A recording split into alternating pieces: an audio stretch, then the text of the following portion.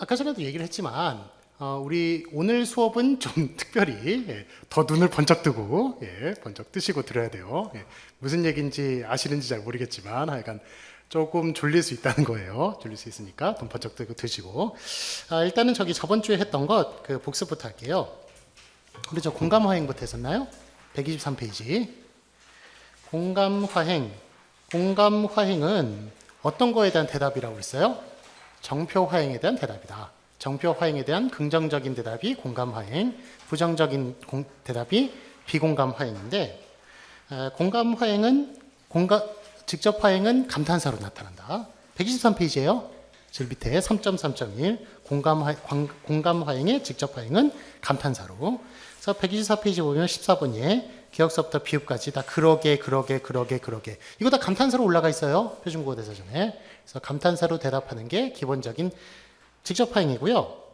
그 다음에 14번을 기억서부터 비읍까지 나누는 것은 정표화행은 6가지 감정으로 되어 있으므로 기억서부터 비읍까지 각각 기쁨, 슬픔, 놀람, 분노, 혐오, 공포 이렇게 나타낸 거예요. 거기에 대한 대답은 다 그러게로 몽땅 다 공감, 감탄사로 그렇게 나타나 있어요.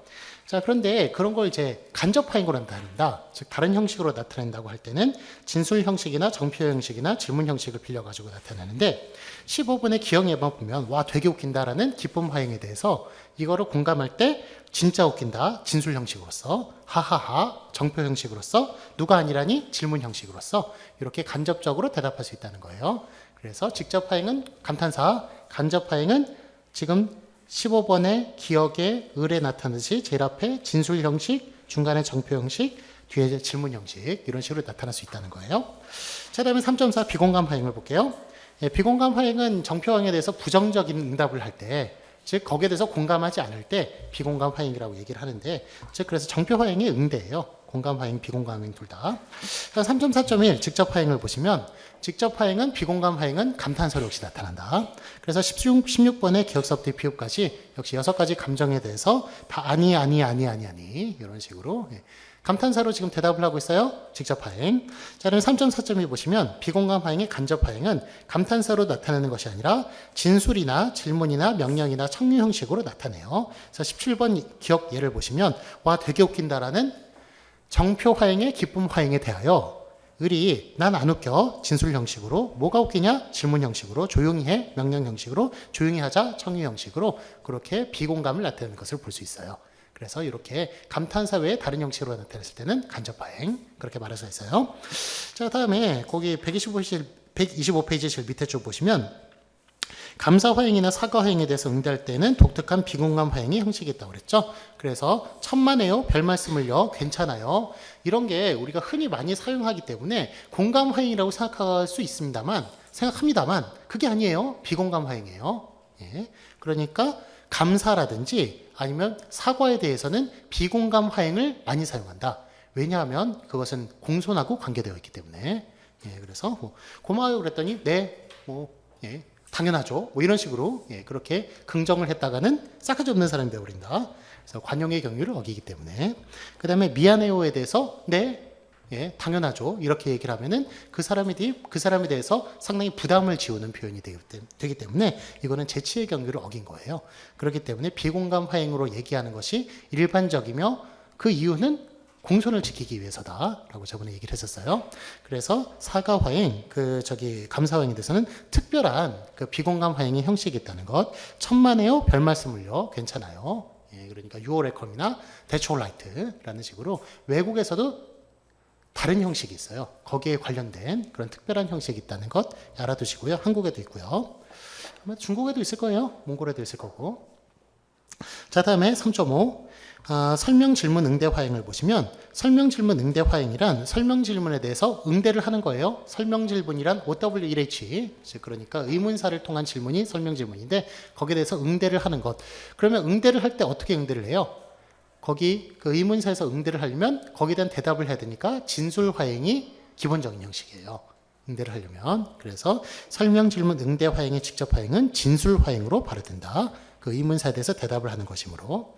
자, 19번에 보시면 철수 어디가 아프니? 너 어제 왜 안 나왔어? 어디 왜에 대한 대답으로 20번의 을이 머리가 아프대. 몸이 아팠어 라는 식으로 진술 형식으로 대답하는 것이 이게 직접 화행이에요. 그 외에 다른 형식으로 대답하는 게 간접 형식, 간접 화행. 3.5.2 보시면은 간접 화행이 드러나 있는데 질문 형식에 얘밖에 안 나와 있네요. 21번 역시 철수 어디가 아프니? 너 어제 왜 안 왔어? 라는 설명 질문에 대하여 22번이 간접 화행인데 너 머리가 아프다는데 왜 물어? 몸이 아팠다고 했는데 왜 또 묻니? 라는 식으로 질문 형식으로 나타내고 있는 걸 볼 수 있어요. 예, 그러니까 원래 진술 형식이 직접 화행인데 질문 형식으로 나타내고 있으니까 간접 화행이라고 말할 수가 있는 거예요. 자, 3.6 응대 거부 화행을 볼게요.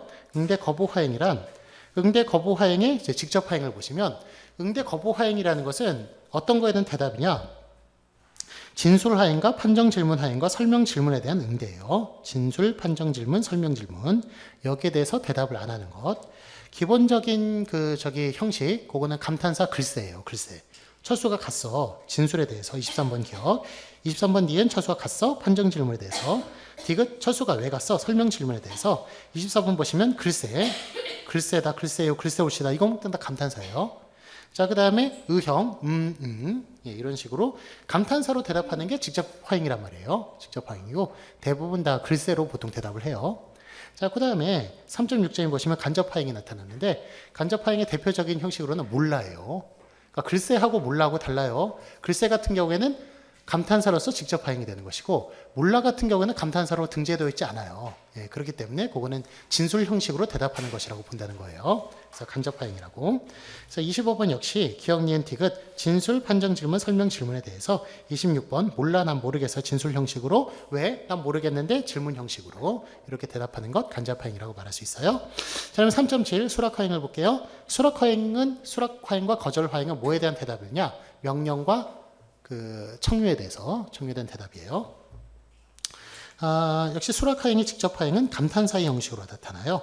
그래서 27번, 28번 예를 보시면 27번에 너 집에 가 명령에 대해서 27번 뒤엔 우리 집에 가자 청유 화행에 대해서 28번 같이 단독형, 의형, 예형, 그렇형, 아무러형 예, 그런 식으로 다 감탄사로 지금 수락화행을 나타내는 것을 볼 수 있어요.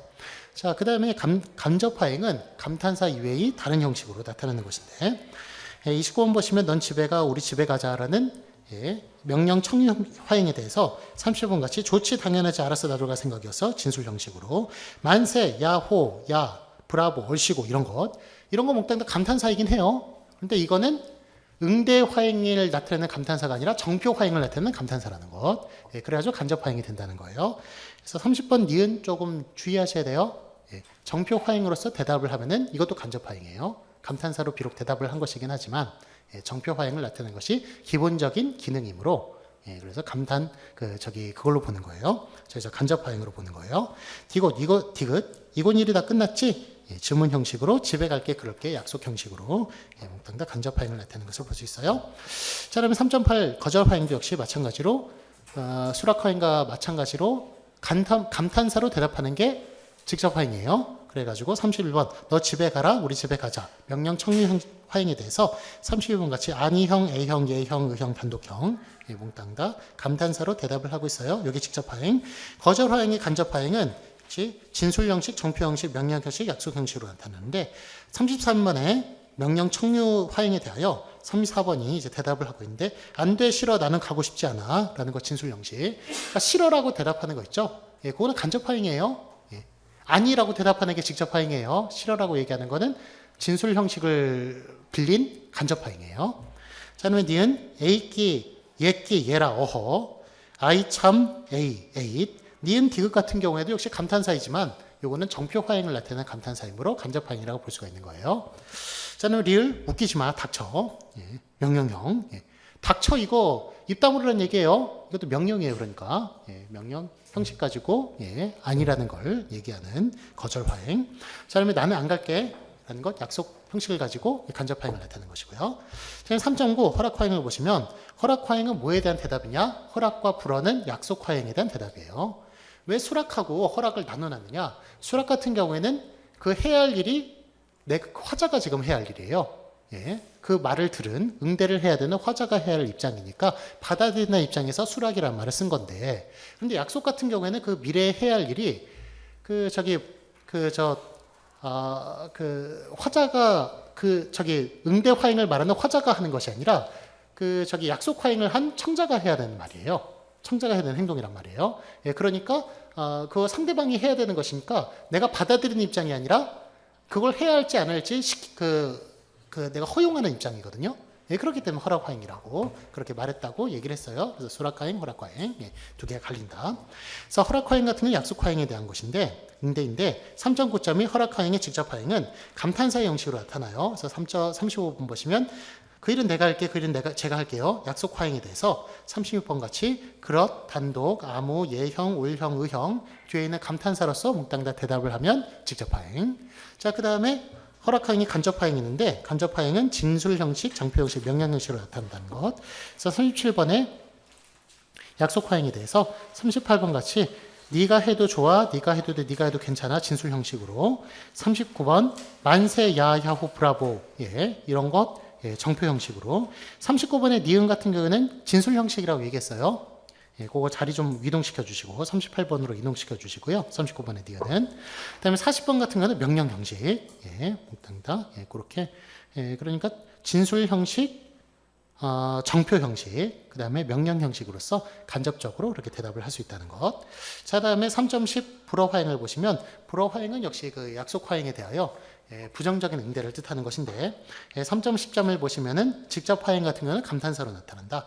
그래서 11번 그 일은 내가 할게에 대한 그 약속 화행에 대한 대답으로서 응대로서 42번 기억서부터 비읍까지 다 예끼 뭐 이런 식으로 다 그렇게 감탄사로 대답하는 걸 볼 수 있어요. 감탄사, 그게 직접 화행.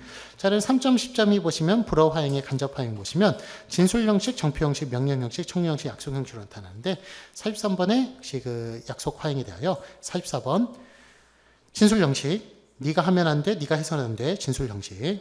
45번 떼끼 얘기해라, 정표 형식.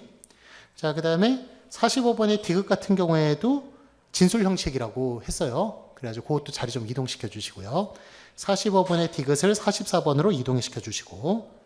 자, 그 다음에 46번에 하지마 꿈깨 이거 몽땅다 명령 형식. 47번 하지 말자 성유 형식. 48번 그 일은 내가 할게 약속 형식. 이런 식으로 불어를 간접적으로 나타내는 것을 볼 수 있어요.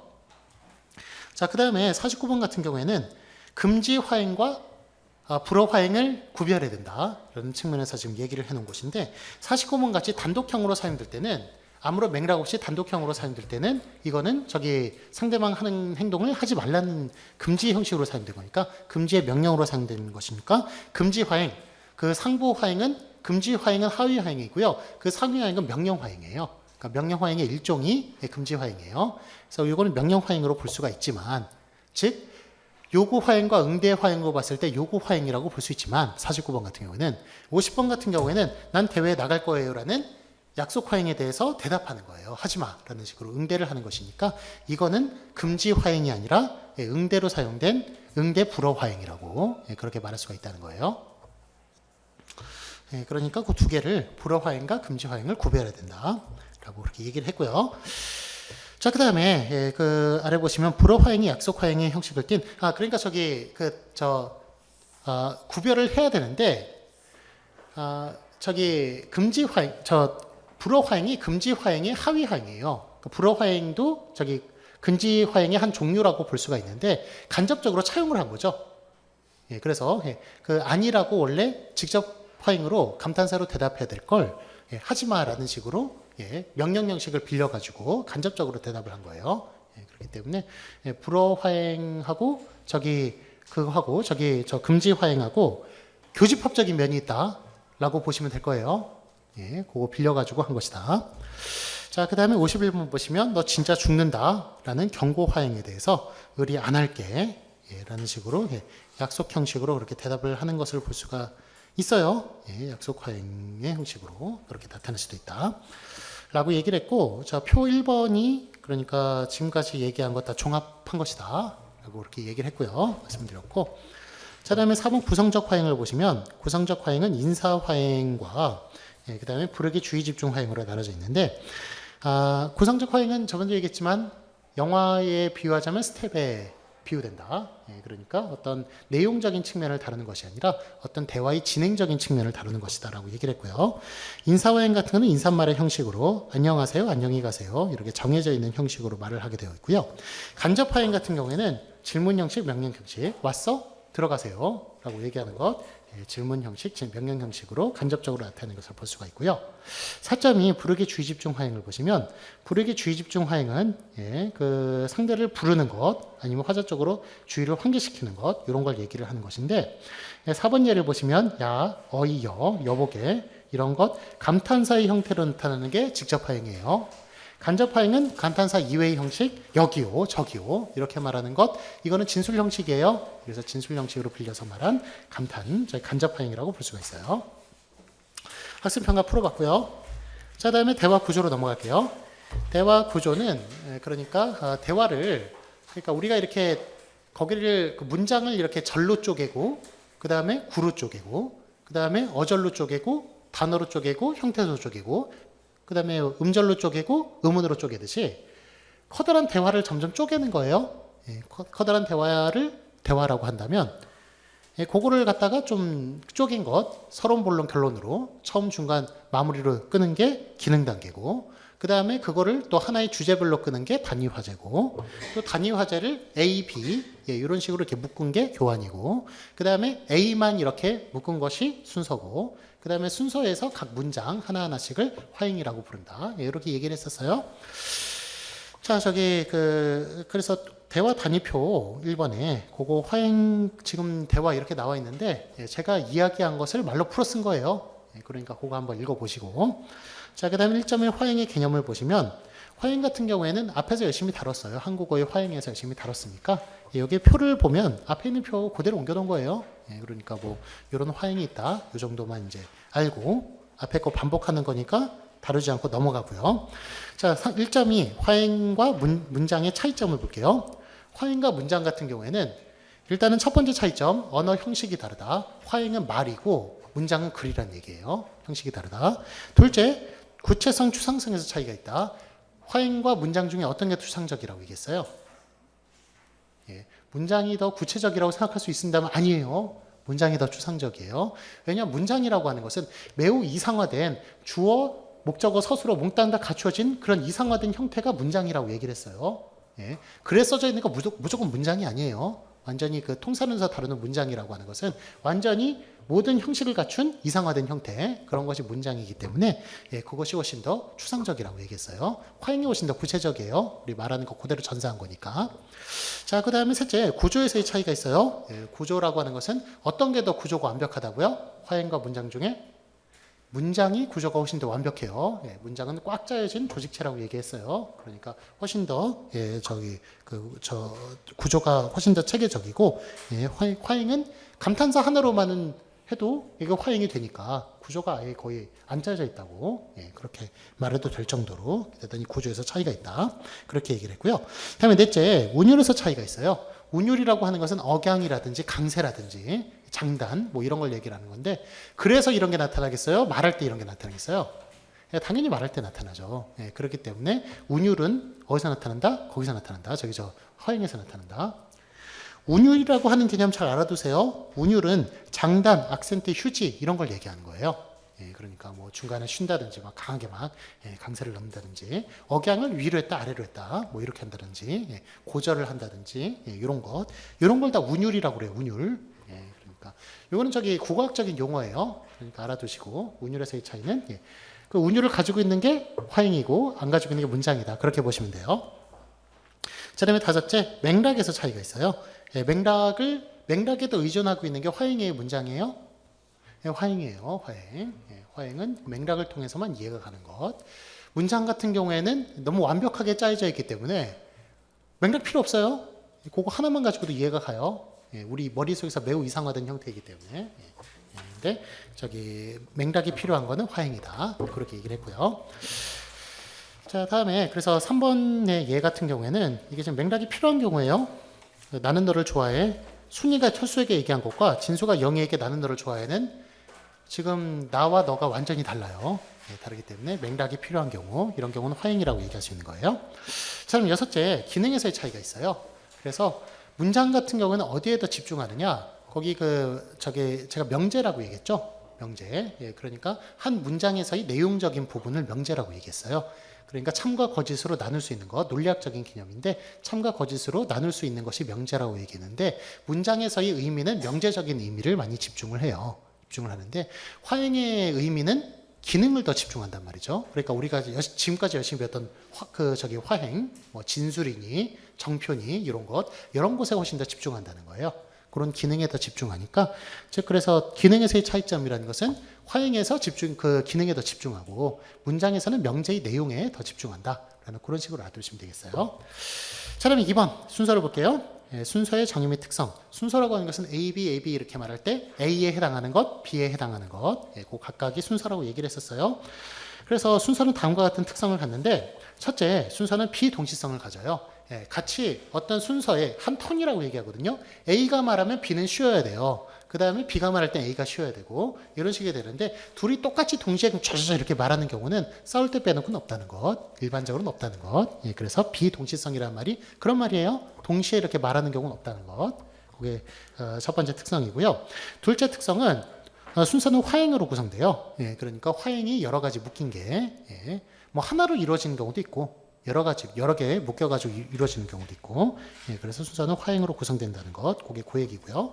그다음에 셋째, 순서는 체계성을 가져요. 예, 그러니까 그 2번에 보시면 왜 모든 음식을 골고루 먹어야 하는지 말해볼래? 이런 갑의 순서에 대해서 을이 건강하려고 그래, 건강하게 살려고 왜 건강하게 살려고 하지? 라는 식으로 그런 식의 순서로 대답을 했는데 건강하려고 그래가 그러니까 지금 첫 번째가 이제 응대를 하는 것이고 갑에 대해서 건강하게 살려고는 그 앞에 대해서 구체화를 시키는 것이고 그다음에 왜 건강하게 살려고 하지라는 것은 지금 주제를 전환을 시키는 거예요. 이런 식으로 그 화행들이 지금 각각 그러니까 화행이 하나의 순서가 여러 화행으로 이루어져 있을 때 체계성을 갖는다는 거예요. 앞뒤는 몽땅 다 관련이 있다는 것. 우리 저번에 뭐 의존 관계라든지 아니면 뭐 상대 관계라든지 종속 관계, 포함 관계 이런 걸로 설명을 했었는데 앞뒤에 있는 화행은 전혀 앞에 나오고 전혀 딴소리하고 그러는 것이 아니라 다 연관되어 있다는 것. 그러니까 그게 그 얘기예요. 체계성을 지닌다는 것. 자, 그럼 이 점이 순서에 이어나가기 볼게요. 순서의 이어나가기는 앞의 화행과 뒤의 화행 관계는 포함 관계와 이전 관계와 상대 관계로 나눌 수 있다. 그래서 여러분 뭐 이렇게 말할 때 이렇게 제가 분석을 지금 해놓은 것이지만 거꾸로 글을 쓸 때도 도움을 줄 수도 있어요. 그러니까 여기 지금 앞에 나온 것 구체적으로 말해서 뭐 다시 말해 뭐 그한 예로 이런 것만 이렇게 좀 묶어가지고 그래가지고 이렇게 책상 앞에 글 쓸 때 붙여놓으세요. 붙여놓으시면은 그러면은 글이 막힐 일이 없어요. 비약도 없고. 그래서 정민 선생님 같은 경우에는 이런 말 다 하지 말고 쓰라고 그러세요. 즉 다시 말하면 이런 거 다 빼고 쓰라고 그렇게 얘기하시는데 그거는 고수가 하는 말이에요. 고수가 하수한테 체계적으로 배울 때는 그런 거 들어가야 돼요. 들어가야 비약이 없고 앞에 말과 뒤에 말이 관계성을 가지게 되는데 하지만 웬만한 단계를 뛰어넘으면은 그게 또 사족이 될 수도 있으니까 그럴 때는 뛰어넘어도 괜찮지만 글을 배우는 입장에서는 그런 거 좀 다 넣어가지고 그렇게 해야 논리적으로 판단도 되고 글도 훨씬 더 비약이 없이 매끄러질 수가 있기 때문에 전 초보 단계에서는 좀 필요하다고 생각을 해요.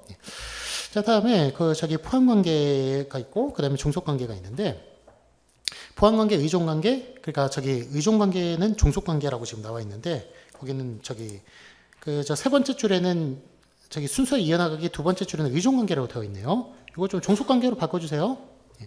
의존관계나 종속관계나 이게 좀 문법으로 인해서 많이 이렇게 혼돈해서 쓰는 말인데 다 동일하게 쓰는 말인데 그래도 여러분들은 하나만 외워두는 게 좋잖아요. 하나만 외우는 게 좋으니까 종속관계로 다 통일을 할게요. 종속관계. 자, 처음에 이제 2.2.1 포함관계를 보시면 포함관계란 선행 화행과 후행 화행이 어떤 것이 다른 것을 포함하는 관계 그런 걸 얘기를 하는 거예요. 그래서 포함관계는 단어 포함관계와 명제 포함관계로 나누어지는데 단어 포함관계란 1번 예에서 보듯이 1번의 기억, 니은, 디귿, 리을, 효도, 다음, 무엇, 어떻게 두 가지 입장에 대해서 다음 화행이 그걸 다 풀어쓰고 있어요. 풀어쓰고 있으니까 그 다음 화행은 앞 화행의 단어로서 포함될 수 있는 거예요. 들어갈 수 있는 거예요. 그래서 단어 포함 관계라고 얘기를 했고요. 다음에 명제 포함 관계란 즉 다시 말하면 이렇게 말하는 것, 흔히 말하는 부연 설명 이런 것들은 앞에 있는 말을 쉽게 풀어 쓰거나 아니면 예를 들거나 이런 거는 앞에 있는 것에 대해서 부분적인 것을 이야기하는 것이니까 앞에 대해서 명제를 포함하는 명제에 포함되어 있는 그런 내용이라고 말할 수 있기 때문에 명제 포함 관계라고 말을 하고요. 이번에 기억서부터 리를 같이 보시면 즉 다시 말해 실제로 예를 들면 이런 것들 즉 다시 말해 같은 경우는 부연 설명을 하는 것이고 실제로 예를 들면 이런 것들은 예를 드는 거예요. 예를 드는 것인데 이런 것들 다 뒤에 있는 말이 앞에 있는 말에 포함되는 것이니까 명제 포함 관계라고 얘기를 하고요. 그 시험 답안 쓸 때 보통 어떻게 쓰세요? 그 국어문학과 문학 같은 경우에는 좀 글솜씨가 필요해요. 그러니까 그것도 좀 재밌게 쓰셔야 돼요. 답안도. 그래 이제 그런데 뭐 법학이라든지 좀 이렇게 지금 하는 국어학 이런 좀 과학적인 측면에서는 처음 쓸 때 정의를 써주는 게 좋죠. 정의. 보통 개념에 대해서 물어보잖아요. 뭐에 대해서 쓰시오라고 하면 무엇은 무엇이다 라고 정의를 들어놓고 그 다음에 뭐가 나와야 돼요? 다시 말하면 즉이 나와야 돼요. 왜냐하면 정의가 쉬워요, 어려워요? 정의에 어려운 단어가 엄청 들어가 있어요. 그러니까 그거를 쉽게 풀어 써주는 거예요. 단문장에서. 그러니까 답도 짧게 쓰면 안 되잖아요. 좀 길게 써야 좀 폼이 나잖아요. 폼이 나는데 어떻게 하는 게 가장 좀 있는 사람 입장에서 부담스럽지 않으냐. 첫 번째 정의를 들고 다음에 문장을 풀어 쓴단 말이에요. 부연 설명을 해주고 그 다음에 세 번째로 특징이 들어가는 거예요. 그게 특징 첫째, 둘째, 셋째 하면서 첫째, 둘째 거기 각각의 예가 들어가면 더 금상첨화고요. 그래가지고 보통 이제 정의를 들고 그 다음에 거기에 대해서 부연 설명을 하고 그 다음에 특성을 설명하겠다. 첫째 뭐라고 적어주시고 그 예는 뭐고 둘째 뭐라고 적어주시고 그 예는 뭐고 이렇게 해주시는 게 가장 좀 모범적인 그런 답인데 그런 거를 잘 모를 때는 이제 다소의 이제 글솜씨가 필요하죠. 그런 걸 내가 모르는 것을 싹싹 다 덮고 넘어갈 만한 이제 그런 글솜씨가 필요한데 만약에 이제 내용을 다 외우고 있고 알고 있다고 그런다면 그런 게 가장 기본적인 그런 형식이에요. 자, 그래서 이렇게 부연 설명을 해주시고 다음에 이제 2.2 보시면은 2.2.2 이제 종속 관계를 들어갈게요. 종속 관계 고등학교 이제 영어 시간 비슷한 그런 수준이라고 말씀을 드렸어요. 후행, 화행이 이제 결과인 경우, 결과인 경우에는 까닥, 순차, 동시, 조건, 양보, 동등 비교, 차등 비교, 목적, 배경, 전환, 점증 이런 식으로 이제 관계가 나오는데 까닭 관계에 해당하는 것은 이제 그 비코즈절이에요. 그러므로 비코즈절에는 so가 되겠네요. so. 비코즈는 왜냐하면이고 그러므로 그 결과로 따라서 그러니까 결국 이처럼 이런 말이 나오면 앞에 있는 게 원인 까닭 뒤에 있는 게 결과 이렇게 나온다는 거예요. 그 다음에 까닭 순차라는 것은 어서가 그래서가 대표적인 것 그래서 그리하여서 까닭 순차라는 것은 계기관계라고 얘기하기도 해요. 계기관계라고 얘기하면 까닭 순차를 얘기한다. 그래서 까닭 플러스 앞에 있는 게 먼저 일어나고 뒤에 있는 게 나중에 일어난다는 그런 순차 관계까지 포함되어 있어요. 그런 것은 그래서 영어의 신스에 해당한다고 얘기를 했어요. 자, 그 다음에 이번에 그 순차 관계, 동시 관계는 순차 관계란 앞이 과거, 뒤가 미래. 그래서 그런 후에 그러고 나서 그러자마자 그러기가 무섭게 이런 말이 들어가면 앞에 있는 게 전에 일어난 일, 뒤에 있는 게 나중에 일어난 일 그런 일이라고 얘기했는데 그러자마자 같은 경우에는 이게 지금 애프터잖아요. 애프터인데 그러자마자 같은 경우에는 as soon as라고요. 그래서 연발 순차라고요. 순차가 그냥 순차가 아니라 앞에 일이 일어나고 그 다음 일이 바로 일어나는 거예요. 그래서 그러자마자 그러기가 무섭게 이런 거는 연발순차라고 특별히 얘기한다. 이렇게 말씀드렸고요. 자, 그다음에 동시관계라는 것은 이제 그러면서 그런 채로 그러는 사이에 동시에 그런 일이 일어나는 것이죠. 그래서 as에 영어 as에 해당한다고 얘기했어요. 자, 그다음에 조건관계, 양보관계는 조건관계는 이제 if절이죠. if.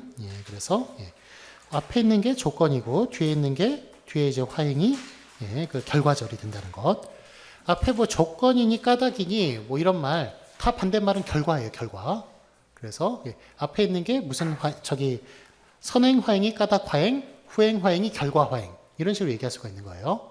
그래서 까닭이나 조건이나 이런 거 목적이나 이런 거 다 반대말 결과라는 것. 자, 그래서 조건관계에 해당하는 거는 그러면 그렇게 하면 그러거든 그래야. 특히 이제 그래야 같은 경우에는 only if라고 얘기했어요.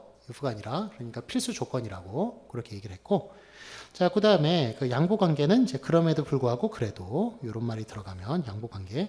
양보관계와 조건관계 묶인다는 거 말씀드렸죠? 조건관계는 P이면 Q이다라는 게 당연한 것인데 양보관계는 P인데도 Q이다라는 것이라고요. Q가 아니다라는 것이라고요. 예, 그래가지고 조건관계, 양보관계는 연관성이 있어요. 묶이고. 자, 그러면 4번 동등비교관계, 차등비교관계인데 예, 동등비교관계라는 것은 그만큼 그러듯이 그런 것처럼 예, 이런 말이 들어가면 앞에 말이나 뒤에 말이나 같은 비중에서 얘기하는 것이고 차등비교관계라는 것은 앞에 있는 것과 뒤에 있는 것이 뭔가 이렇게 하나가 더 위에 있는 예, 그런 차등의 비교를 나타내는 것이다 라고 얘기했고 그래서 그보다든 그런다기보다는 이라는 것은 저기 그럴 바에야 그러느니 몽땅 다 앞에 선행화행보다는 후행화행이 더 위에 있는 거예요. 다 위에 있는데 그럴 바에야 그러느니 같은 경우에는 둘 다 마음에 안 드는데 그 중에 위에 있는 게 그럴 바에야 그러느니라고 그렇게 얘기를 했었어요. 차라리가 들어가요. 차라리. 예. 차라리 그럴 바에야 차라리 그러느니. 예, 그런 말이 들어가면 차라리란 말이 들어가면 예, 앞에 말보다는 앞에 거 뒤에 거 둘 다 마음에 안 드는데 뒤에 게 더 위에 있는 것이라고 이렇게 얘기를 했고요. 다음에 목적관계, 배경관계, 전환관계, 점증관계. 목적관계는 in order that이라고 얘기했어요. 그러니까 뭐뭐 하기 위하여 뭐 그런 걸 들어가는 것. 그래서 그 앞에 말이 목적이 되는 것. 그래서 그러기 위해서 그러려고 그러고자 그렇게끔 이런 말이 들어가고 자 그런 말이 들어가면 이제 목적 관계고 배경 관계라고 하는 것은 그런 데가 들어간다고 그랬어요. 그래서 그 앞에 있는 게 배경, 뒤에 있는 게 전경. 배경에 맞는 말은 전경이라고 얘기했어요.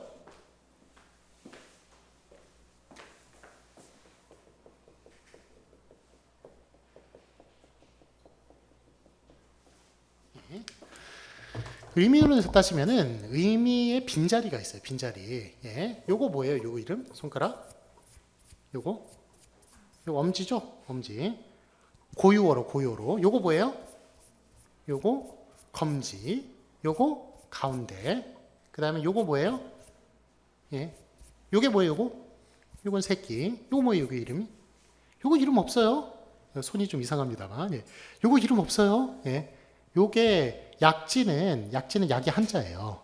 한자예요. 그런 걸 의미의 빈자리라고 그래요. 의미의 빈자리. 근데 한국어에서도 배경의 반대말이 없어요. 예. 영어에서는 그라운드 피겨란 말이 있거든요. 예. 있는데 피겨라고 분명히 전경이라는 이름이 있는데도 한국에는 배경과 반대되는 말이 없어요. 빈자리예요.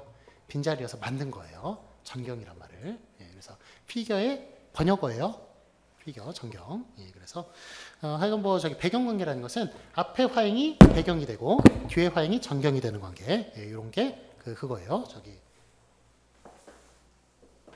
배경관계 올라가 버렸네.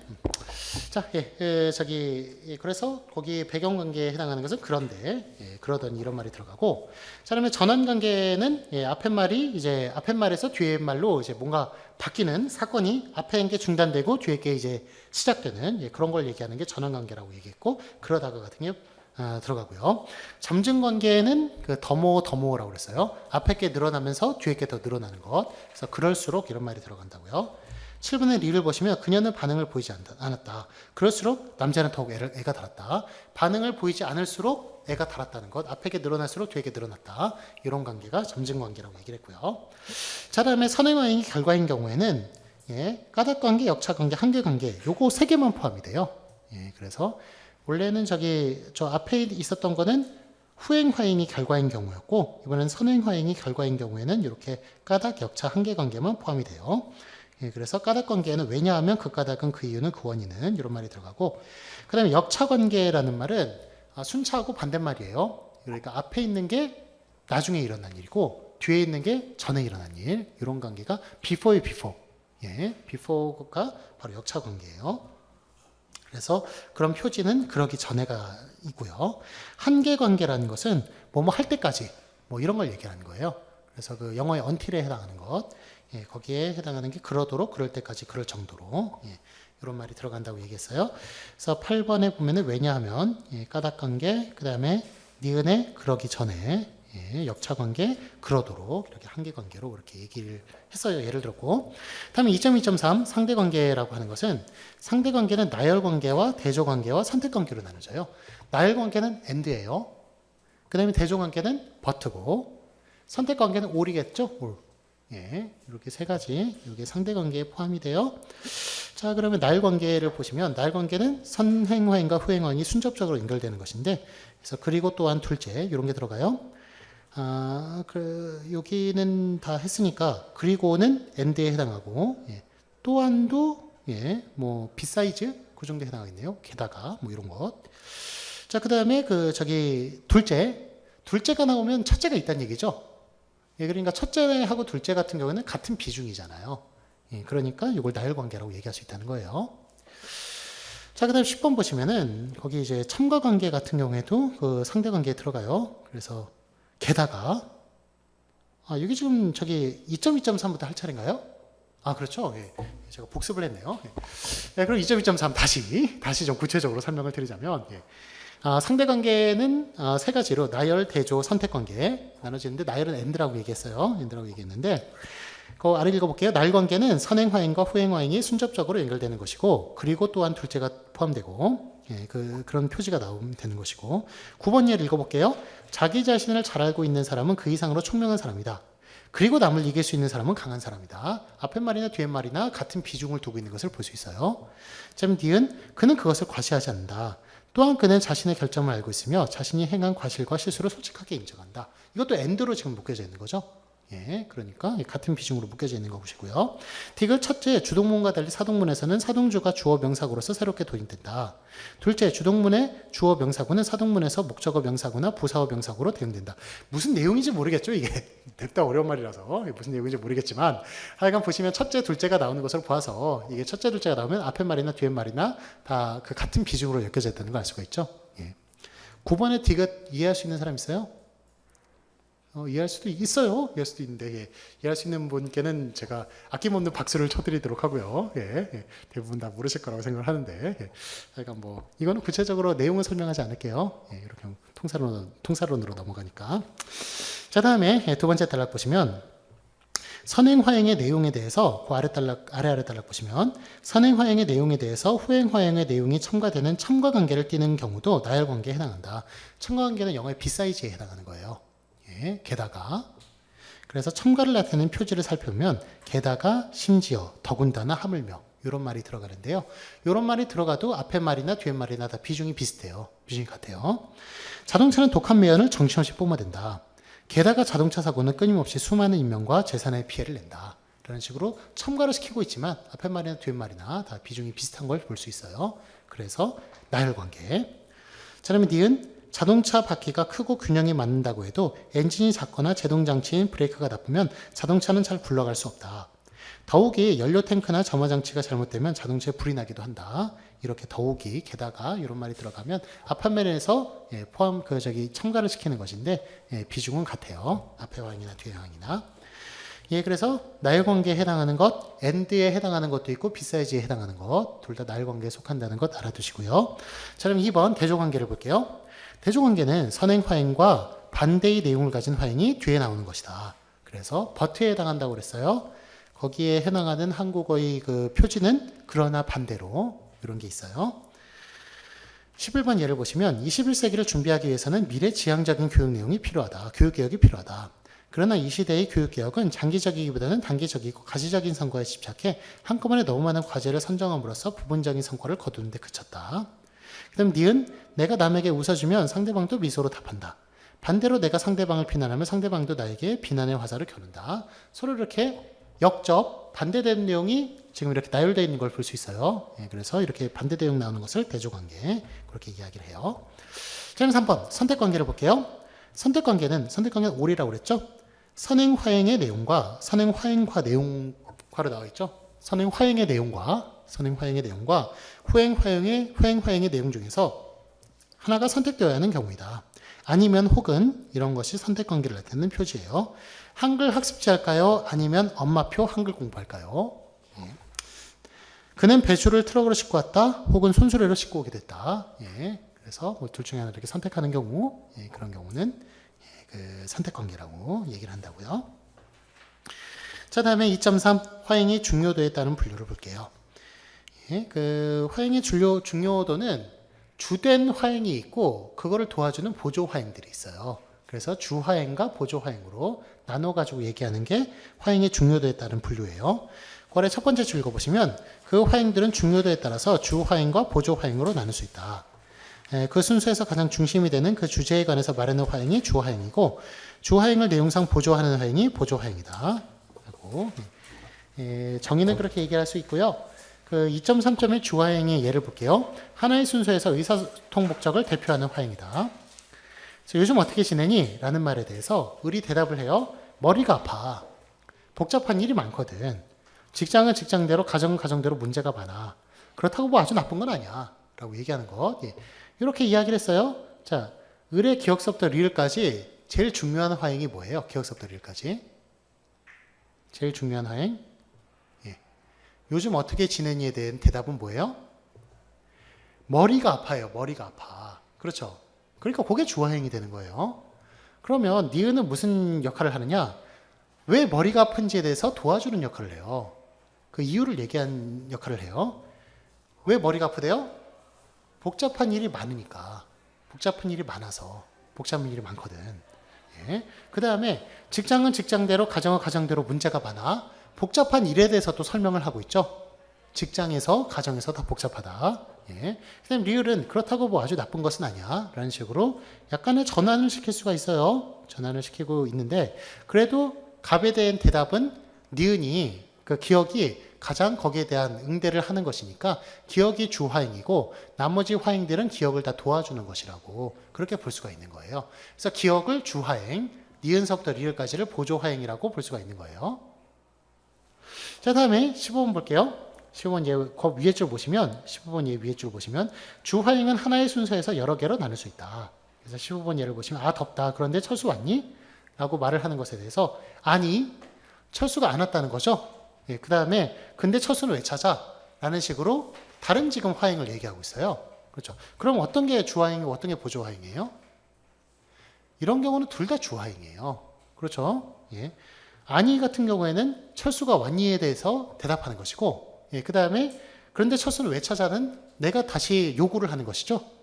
질문하는 요구를 하고 있어요. 그렇기 때문에 둘 다 주화행이라고 볼 수가 있어요.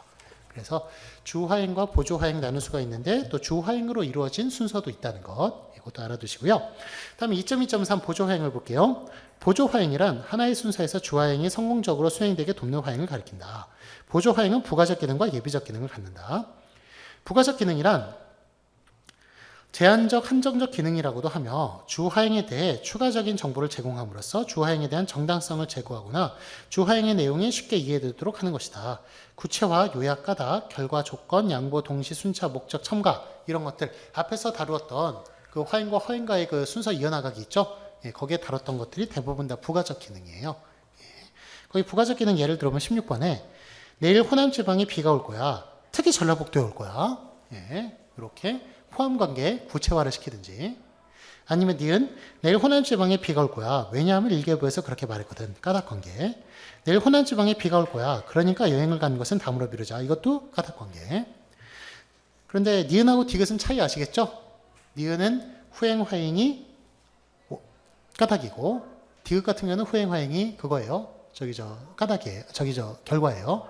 그래서 니은 디귿 둘 다 까닭화행이라고 까닭 관계라고 말할 수가 있는데 결과가 지금 들어가 있는 위치가 달라요. 니은 디귿. 자, 그럼 리을 무슨 얘기인지 아세요? 그 16번에 니은 디귿 있죠? 둘 다 까닭 관계예요. 까닭 관계인데 왜냐하면과 그러니까는 어떤 차이가 난다고요?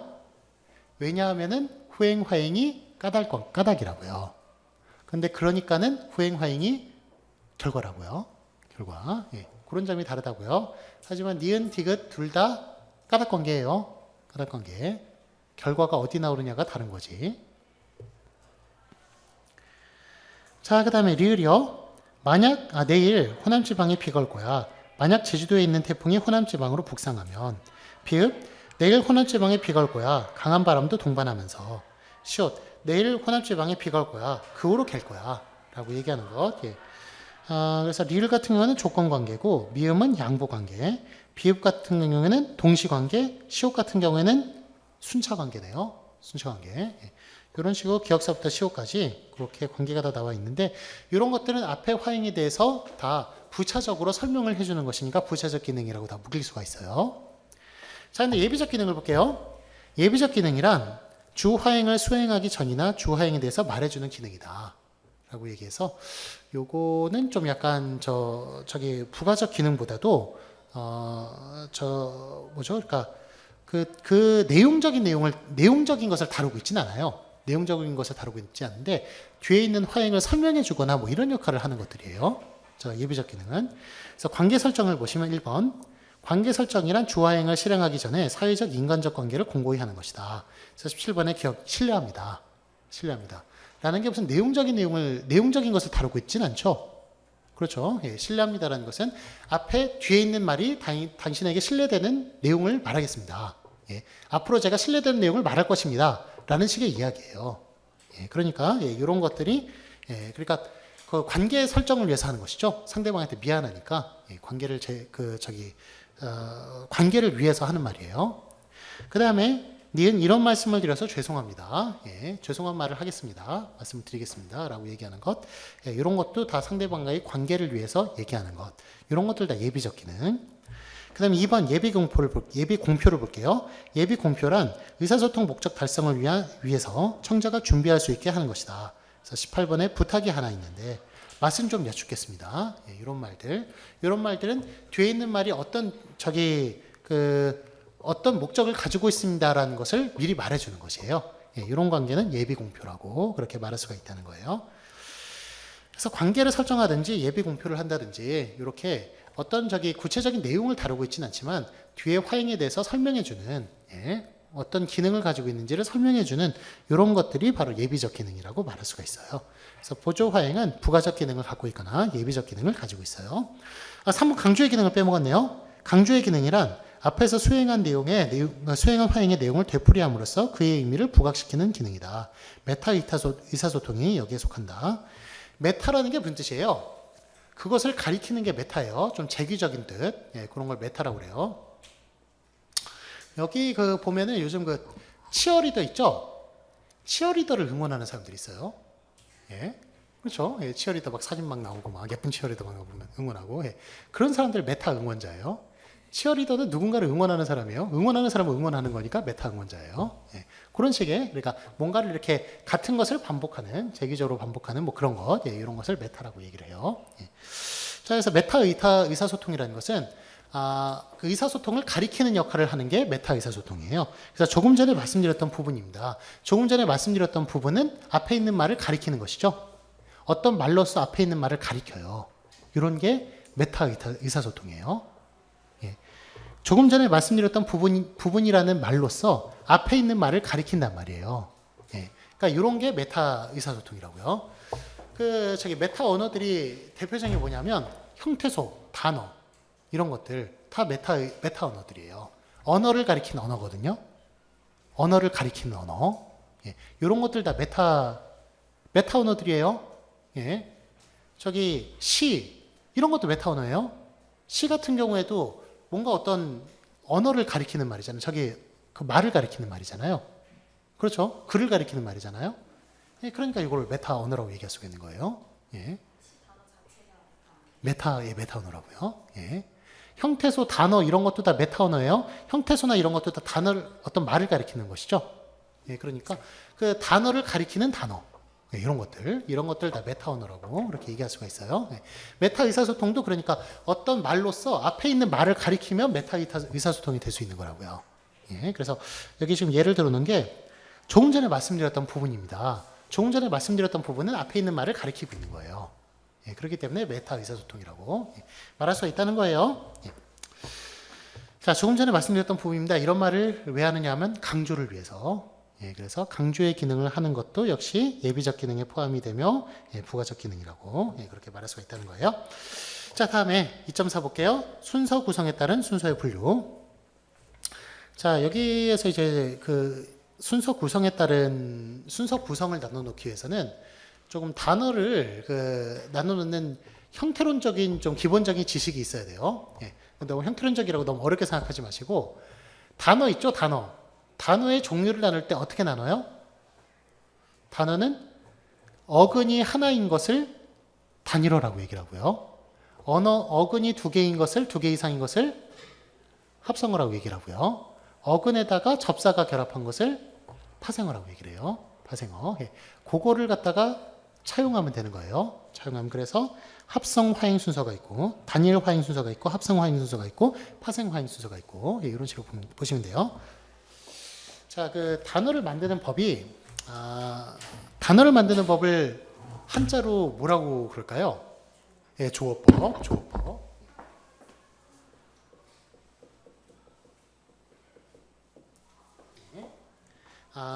저기 조어법인데,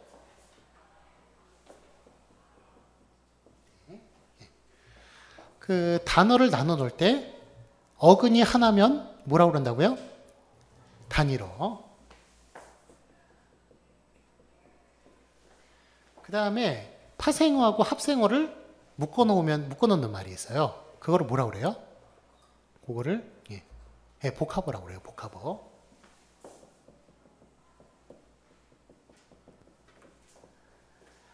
복합어는 같은 어근 두 개로 묶여져 있는 합성어가 있고요.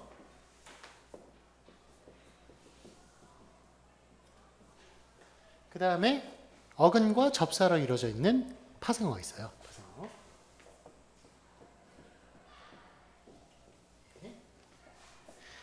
자, 요거를 기본적인 지식으로 삼아서 우리 우리 화행에 원용을 해보면 차용을 해가지고 차용을 해서 적용하는 게 원용이라고 그래요. 원용을 해보면 주화행 하나로만 이루어져 있는 게 무슨 그거예요? 그게 단일 화행 순서. 그 다음에 주화행 여러 가지로 묶여져 있는 게 무슨 화행 순서라고 얘기할 수 있어요? 합성 화행 순서. 그 다음에 주화행에다가 보조 화행으로 이루어져 있는 걸 무슨 화행이라고 얘기하는 거예요? 파생 화행 순서. 그렇게 이야기하는 거예요. 원용해가지고.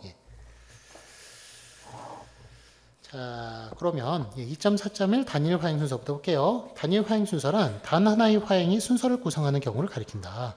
그래서 20번에 갑이 철수가 왔니? 라는 것에 대해서 을이 아니라고 대답해요. 얘기하는 것. 요거 아니, 철수 왔니? 이런 거는 다 하나의 화행으로만 구성되어 있죠, 순서가. 그렇죠. 다 주화행으로 이루어져 있어요. 이런 것들 다 단일 화행 순서예요. 20의 갑이나 을이나 다 단일 화행 순서예요. 자, 2.4.2 보시면 합성 화행 순서를 볼게요. 합성 화행 순서란 두 개의 주화행이 합성되어 하나의 순서를 구성하는 경우를 가리켜요. 그래서 덥다. 그런데 철수 왔니? 라는 것. 덥다와 그런데 철수 왔니? 둘 다 하나의 화행들을 다 구성하고 있어요. 뭐가 뭐를 도와주는 관계 아니거든요. 서로 상대적으로 다른 주제를 지금 이야기하고 있어요. 그렇기 때문에 각각이 다 주화행이니까 합성 화행 순서라고 말할 수가 있고요. 자, 그다음에 을이 아니 철수는 왜 찾아? 라는 말에 대해서 아니 같은 경우에는 앞에 화행에서 대답하는 것이고, 근데 철수는 왜 찾아 같은 경우에는 자기가 또 요구를 하는 것이죠. 그렇기 때문에 하나하나 다 주화행이라고 얘기할 수 있어요. 그렇기 때문에 이런 것 같은 경우는 합성 화행 순서 그렇게 말할 수가 있는 거고요. 다음 2.4.3 보시면은 합성 화행 순서란 주화행과 보조 화행으로 이어져서 하나의 순서를 구성하는 경우. 그래서 22번 보시면 철수 왔니? 철수가 오늘 내 돈을 갚기로 해서 철수 왔니에 대해서 저기 뒤에 철수가 오늘 내 돈을 갚기로 해서는 무슨 역할을 하는 거예요? 철수가 철수를 왜 찾는지에 대한 그 까닭을 좀 제시하고 있는 거잖아요. 그렇기 때문에 뒤에 있는 화행은 앞의 화행을 도와주는 거예요.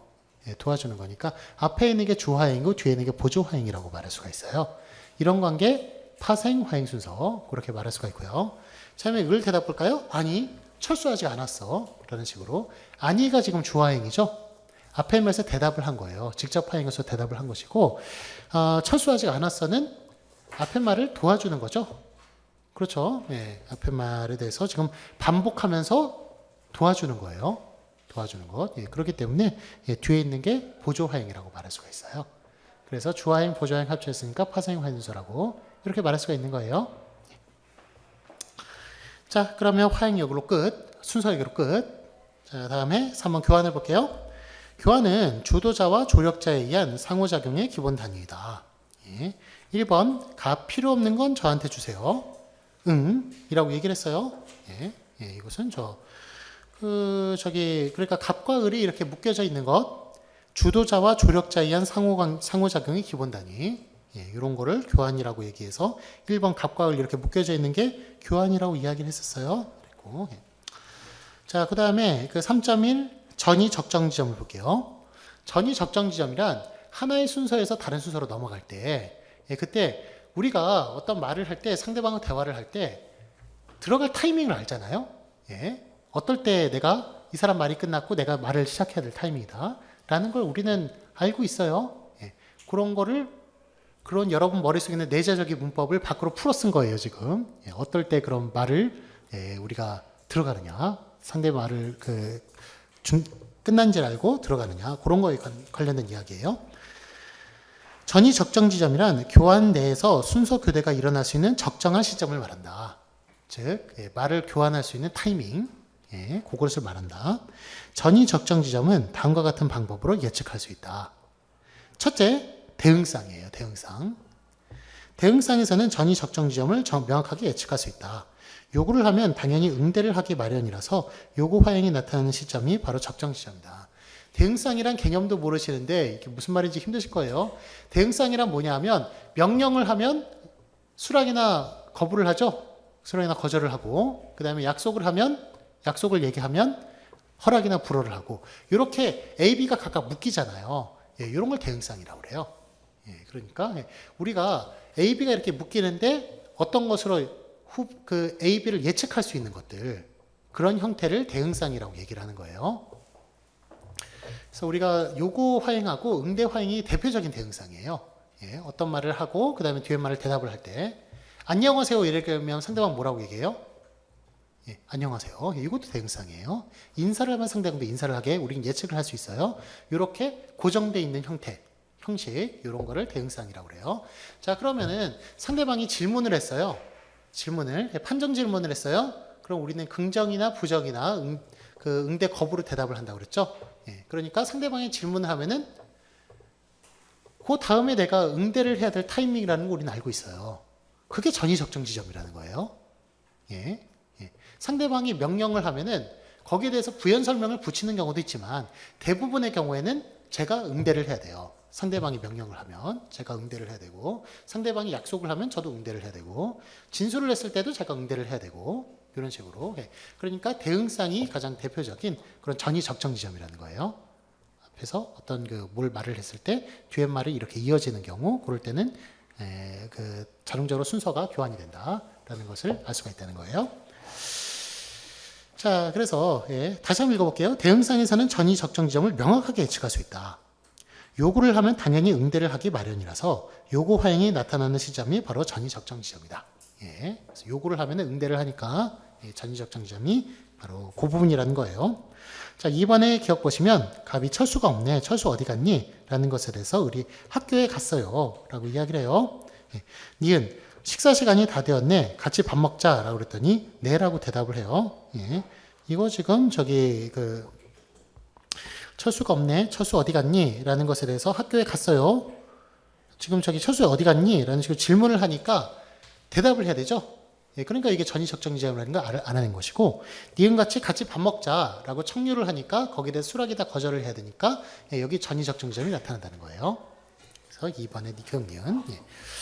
대응상이 첫 번째 전이 적정 지점이라고 얘기할 수가 있고, 그래서 3.1점이 차례 신호를 볼게요. 현재 화자가 자신의 발화가 끝났다는 것을 나타내는 것을 차례 신호라고 한다. 차례 신호도 전이 적정 지점을 다소 명확하게 찾을 수 있게끔 한다. 차례 신호에는 말하기 속도를 변화한다거나 특정 양식의 대화를 한다거나 담화에서의 억양을 나타내는 거예요. 아직까지 제가 지루하다고 한 부분이 아직까지 안 들어갔거든요. 한참 뒤에요. 한참 뒤인데. 지금 고등학교 수학 시간 같은 그런 체험을 하고 있어요. 고등학교 수학 선생님 같은. 다 듣고 계시죠? 듣고 계신데. 제가 여러분 과소평가 죄송합니다. 아직 뒷부분이니까 그 부분 들어가면 얘기를 할게요. 아직은 지루한 부분 아니에요. 지금 아시니까. 제가 미리 이런 말씀을 드리면, 그래, 오늘은 못 알아듣겠구나 하고 저는 막 미리 포기해버리고 막 그러시는 경우가 많은데. 그렇지 않아요. 그렇지 않고. 그 다음에 앞에 부분이 이해 안 간다고 그래가지고 뒤에 부분까지 이해 안 가느냐? 예, 그런 내용도 아니에요. 지금 우리가 그런 내용도 아니니까. 예. 그냥 앞에 부분 이해 안 가시면 거기다 물음표 크게 쳐놓고 나중에 제가 돌아다닐 때 질문하세요. 질문하시고. 예. 좀 그렇지 않으면은, 예. 하여간 뭐 계속 이렇게 끊어서 이렇게 들으시면 돼요. 들으시면 되니까. 예. 자, 예, 다음에 보시면, 예, 차례 신호. 저기 3번 예를 보시면 기억에 첫 수가 와야 할 텐데, 점점점점점점. 말하기 속도가 변화하고 있죠? 자, 그 다음에 니은 이상입니다. 특정 양식의 대화를 하고 있어요. 특정 양식은 이상입니다. 라고 말을 했으면, 그 다음에 말을 안 하겠다는 얘기잖아요. 예, 그런 표지. 아니면 첫 수가 같지? 라는 식으로 억양. 이런 이제 억양을 사용을 하면은, 예, 질문이라는 걸 알 수가 있으니까, 다음에 이제, 예, 전이적정지점이라는 걸 알 수가 있다는 거죠. 그래서 이런 차례 신호가 있고, 예, 그래서 전이적정지점에 관련된 건 대응상이나 차례 신호를 보시면 알 수 있고, 다음에 3.2를 볼게요. 순서 교대 규칙을 볼게요. 그러면 우리가 어떨 때 순서를 이제 교대한다고, 교대하는 규칙을 삼을 수가 있느냐? 어떤 것을? 예, 두 번째 줄 보시면 중앙 부분이요. 하나의 교환 내에서 순서가 교대될 때 나타나는 규칙을 순서 교대 규칙이라고 한다. 순서가 교대될 때 나타나는 규칙, 이런 걸 순서 교대 규칙이라고 하는데, 거기 4번 예가 순서 교대 규칙이에요. 어떤 순서의 적정 지점에서 적용된다. 규칙 1번, 기억. 만일 현재 화자가 다음 화자를 현재 순서에서 선택하면 현재 화자는 말하기를 멈춰야 하며 다음 화자는 다음으로 말해야 된다. 바꾸기는 다음 화자 선택 후 처음 적정 지점에서 일어난다. 예, 그래서 먼저 말하는 화자가 다음엔 영이 말해, 다음엔 철수 말해, 이런 식으로 얘기한다면 그 사람은 말을 끝났고 그거를 바톤을 이어받은 사람이 말을 해야 된다는 것이, 예, 그게 교대 규칙이라는 거예요. 첫 번째 교대 규칙. 자, 그런데 우리가 일상적으로 여러 사람이 대화할 때 그렇게 순서 말을 하고 얘기해요. 다음에 네가 말해, 이렇게 말해요. 예, 예, 그렇게 하면 좀 뭐라 그러죠? 좀 독재적인 예, 그런 사람이라고 좀 생각할 수가 있어요. 그래서 보통 일반적으로 그렇게 말을 안 하니까, 니은 같은 경우에요. 만일 현재 화자가 다음 화자를 선택하지 않으면 다른 사람이 누구라도 스스로 나설 수 있는데 이때 최초로 나서는 화자가 다음 순서에 대한 권리를 갖는다. 예, 그래서 지정해주지 않으면 다음 사람이 먼저 말하는 사람이, 예, 순서를 갖는다는 거예요. 제메틱은 만일 현재 화자가 다음 화자를 선택하지 않고 또 다른 누구도 스스로 나서지 않으면, 기억, 니은 둘 다 아니에요. 지정하지도 않았고 나서지도 않아요, 누가. 그럴 경우는 현재 화자는 말을 계속할 수 있어요. 예, 그럴 때는, 예, 현재 화자가 말을 계속하는 거예요. 그래서 더 나아가는 순서 구조 단위에 대한 권리를 가질 수 있다. 물론 반드시 그래야만 하는 것은 아니다. 예, 반드시 그 현재 화자가, 예, 의무감을 가지고, 예, 계속 말을 해야 되고 그러지는 않아도 돼요. 예, 좀 더 기다려도 되고. 예. 하지만 일반적으로는, 예, 현재 화자가 계속 말을 한다라는 거예요. 자, 그럼 규칙 2번은 뭐냐면 뒤에 일어나는 모든 전이 적정 지점에서 적용된다. 그래서 이런 것이 반복적으로 적용이 된다는 거예요. 규칙 1번이 현재 화자에 의해 규칙 1 디귿이 적용되면 다음 전이 적정 지점에서 규칙 1 기억에서 디귿이 적용되고 또 다음 전이 적정 지점에서 순환적으로 적용되는데 이 순환적 적용은 화자가 바뀔 때까지 계속 반복된다. 순환적으로 이런 것이 반복이 된다는 거예요. 자, 이게 순서 교대 규칙이에요. 다음에 3.3 순서 빼앗기를 볼게요. 순서 빼앗기란 다시 말하면 두 번째 줄 중간 부분, 순서 교대 규칙의 체계를 위반하고 순서를 교대할 경우 상대방과 말이 중간에 겹치거나 상대방의 말을 중간에 잘라먹게 됨으로써 순서의 교대가 부드럽게 이루어지지 못하는 경우에 교대 현상을 말한다. 예, 그래서 원래 넘어갈 타이밍이 아닌데 자기가 끼어들어가지고 말을 뺏는 경우 있죠. 그런 게 순서 빼앗기라는 거예요. 자, 5번 예를 보시면 갑이 저 12시에 출발 하나요? 하고서 1번이라고 지금 괄호하고 1번이라고 되어 있죠. 예, 그때 지금 겹친 거예요. 의뢰 1번이 12시에 출발하면 될 것 같아. 예, 출발이라고 말하는 순간 12시에 출발하면 될 것 같다라는 식으로 말을 뺏은 거예요. 지금, 예, 원래 끝날 때까지 기다려야 되는데 이런 경우, 아니면 니은 보세요. 옷가게에서 상인이 이 옷 예쁘죠? 그랬더니 손님 2가, 상인은 손님이한테 말하는 거였어요. 손님 2가 중간에 끼어들었어요. 파스텔 있어요? 라는 식으로. 그래서 손님 1이 네, 다른 색깔도 있어요? 라는 식으로 손님 1이 상인에 대해서 대답을 했더니 손님 2가 또 끼어들어요. 파스텔 있어요? 파스텔? 이런 식으로. 예. 그때 상인이 없어요, 파스텔은. 이런 식으로 순서가 지금 손님한테 저기 손님 1위 손님 1한테 대답을 해야 되는데 손님 2한테 상인이 대답하고 말았어요. 이런 식으로 얘기하는 것. 예, 이런 게 그러니까 순서 빼앗기예요. 억지로 그냥 끼어들어가 순서 빼앗는 것. 그래서 오 기억은 갑의 화행 발화 중에 을이 순서를 빼앗은 경우이고, 오 니은은 상인과 손님 1이 대화하는 중에 손님 2가 손님 1의 순서를 빼앗은 경우이다.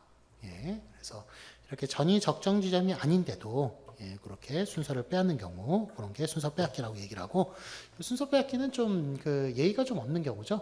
예, 그러니까 그 앞에 나와 있는 순서 교대 규칙, 예, 이런 거를 따라주는 게 좋겠어요. 이런 걸 따라주시고, 예. 순서 빼앗기를 자주 하는 사람은 좀 멀리 하시고, 예. 참, 예, 근데 이럴 때가 좀 슬프죠. 이렇게 순서 빼앗기나 이런 거를 좀 많이 하는 사람들이 예, 자기 주장이 강한 사람이라고 그래가지고 뭐 승진하고 막 더 먼저 승진하고 막 이러는 경우, 예. 그런 경우를 여러분도 이제 사회에 나가시면 많이 경험하게 될 거예요. 되고 예.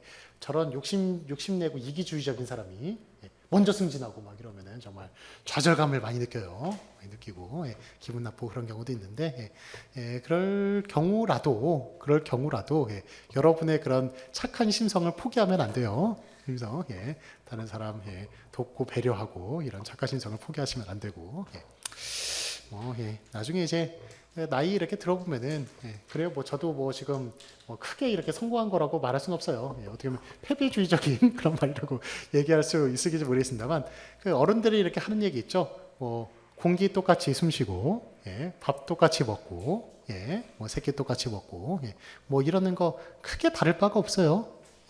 뭐 돈을 좀 더 누가 이렇게 돈이 더 많고 뭐 이런 문제지 먹고 사는 것 뭐 그런 거에는 사실 여러분 능력 정도 되면 큰 문제는 없어요. 큰 문제는 없고 그러니까 하여간 뭐 그런 거에 대해서 너무 막 좌절하고 저렇게 해야 성공하는구나 해가지고 막 남의 눈에 막 피눈물 나게 하고 뭐 억지로 그러실 필요는 없다는 거예요.